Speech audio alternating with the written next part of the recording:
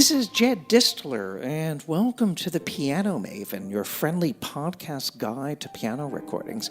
And I hope you will consider taking out a subscription to the Piano Maven podcast.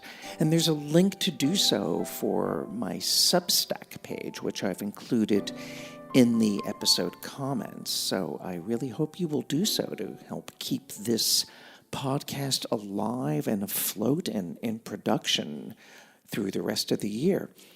I really did not know that much about the Japanese-French pianist Akiko Ebi before stumbling on this really wonderful live recital that I'm going to be talking about on this episode. About 50 years ago, at the age of 22, Akiko Ebi won the Grand Prix in the International Marguerite Long competition in Paris. And then in 1980, she won the 5th prize in the International Chopin competition in Warsaw, where jury member Martha Argerich took notice of her and she became her mentor. Most of Akiko Ebi's commercial recordings are hard to source in physical format, although if you go on streaming services, you can find her Chopin nocturnes that were issued on the Pierre Vernet label, and she recorded the Chopin etudes for the Camerata label. I actually haven't heard that, I must admit.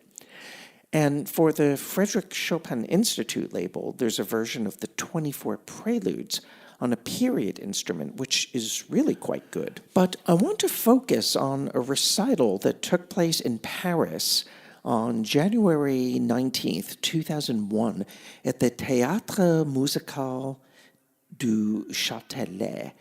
And it was originally a video production directed by Benjamin Bletton, and it was produced by Carl Moore Productions.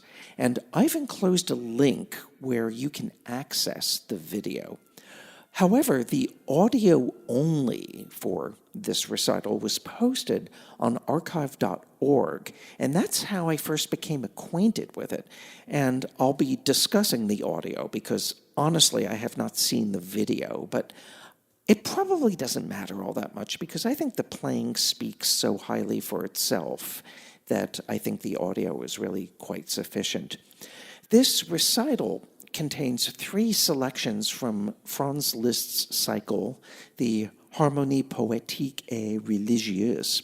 And in the invocation, right off the bat, you notice Akiko Ebi's rich and golden liquid tone. Notice I use those 3 words as cliches almost all the time. But if you listen, I think you will agree with me. This is liquid pianistic gold.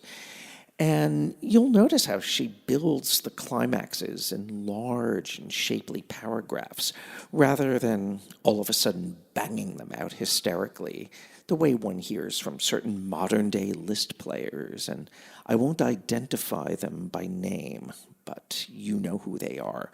Their initials are, well, okay, I'm not going to go there. And also, in this next piece from the cycle, the Bénédiction de Dieu dans la solitude, you will notice the gorgeous melody and accompaniment separation and the flexibility of tempo that just carries this music along with such naturalness and ebb and flow. And my God, am I resorting to critical cliches again?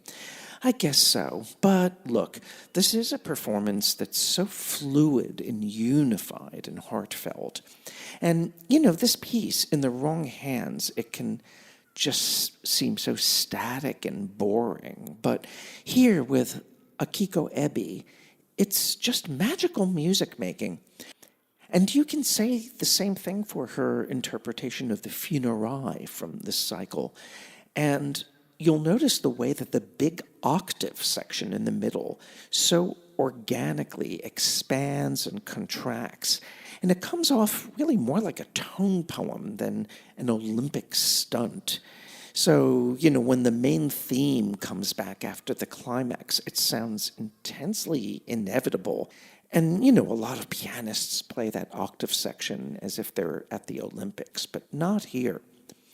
Now, interestingly, the poetic and introspective sections of Liszt's big B minor ballad come off more convincingly than the virtuosic parts, like the agitated broken octaves, where I think Akiko Ebi kind of rattles them off rather than inflecting them with, the kind of anguish and emotional unrest that you hear in Claudio Arau's studio recording, for example.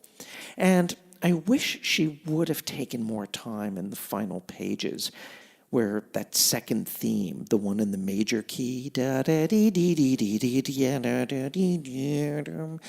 when it comes back for the last time, she just kind of gets through it in a way where it seems like she just wants to get the performance over with. I wish it had a lot more breathing room and repose.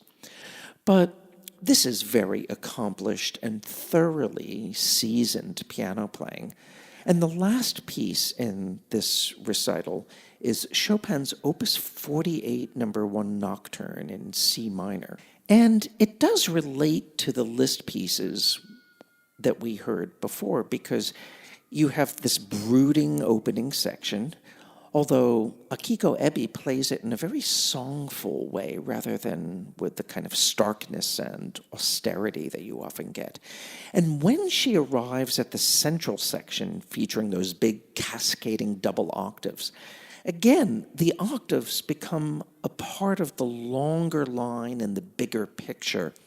I've heard way too many pianists who arrive at these octaves and then they just put on the accelerator and they're off to the races as if they're inserting an octave etude in the middle of a nocturne rather than integrating these gestures into the overall fabric and the overall context of the music. So I highly recommend that you check out this recital by Akiko Ebi. And again, the link to obtain the video is in my episode description, along with the link to the audio, which you can find now on archive.org.